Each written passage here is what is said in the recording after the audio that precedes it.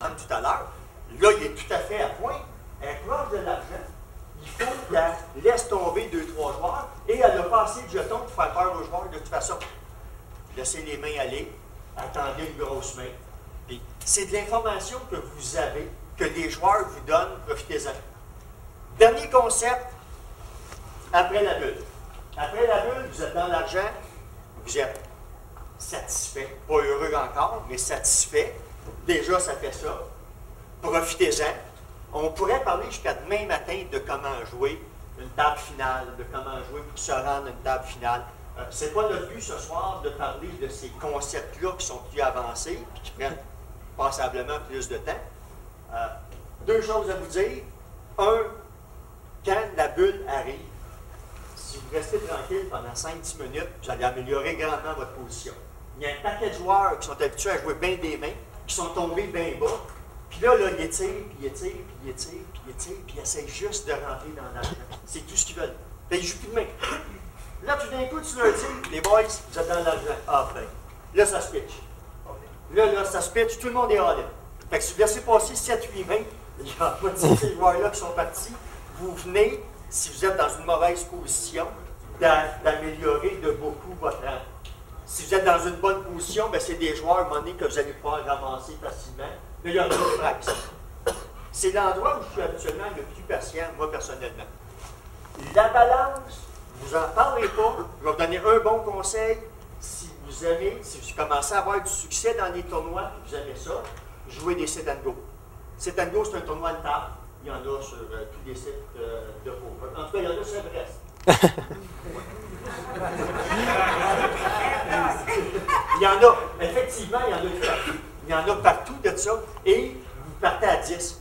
Ça fait que régulièrement, vous allez finir 5e, 4e, 3e, 2e, 1er. Vous allez améliorer votre jeu en short and deux, en moins de joueurs à la table. Qui est différent du jeu que Philippe joue en short and deux dans le cadre. C'est vraiment différent. Très différent. C'est pas pareil. Et vous allez, pour tomber à la table finale, vous allez passer de 23 joueurs à 22, à 21. 21, c'est 3 tables de 7. On peut rendre loin dans l'argent encore. Là, il faut que tu sois capable de jouer à 7. Quand on tombe à 12, il y a une table de 6, une table de 6. Après ça, on tombe à 11, table de 5, table de 6. C'est le moment important pour passer à la prochaine étape, qui est les grosses bourses. La meilleure place pour apprendre ça, les sites algo sur n'importe quel site. Ils sont tous à peu près pareils. Ils sont meilleurs sur un site en particulier. Ils sont à peu près partout pareils. Et c'est la meilleure manière. Le balance, vous êtes rendu là, félicitations, have fun, écoutez, regardez, puis ça va tout seul.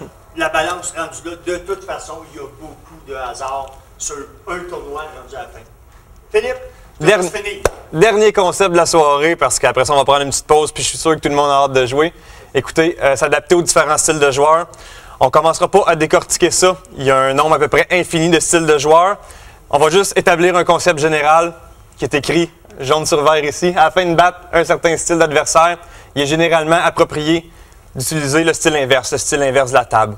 Autrement dit, vous êtes sur une table de joueurs loose, une table, souvent les tables amicales. Les joueurs, ils ne viennent pas pour coucher des mains. Ils viennent pour en jouer, puis quand ils frappent, ils ont une paire, ils vont s'investir.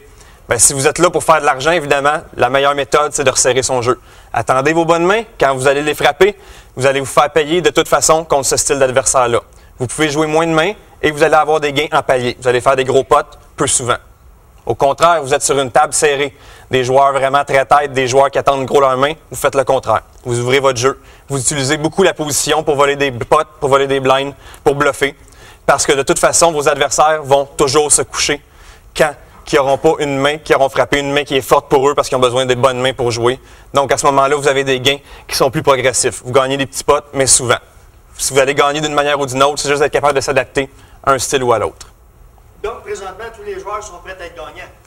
On verra. Écoutez, on va prendre une petite pause. Prenez 10 minutes, les fumeurs, quelque chose. Au retour,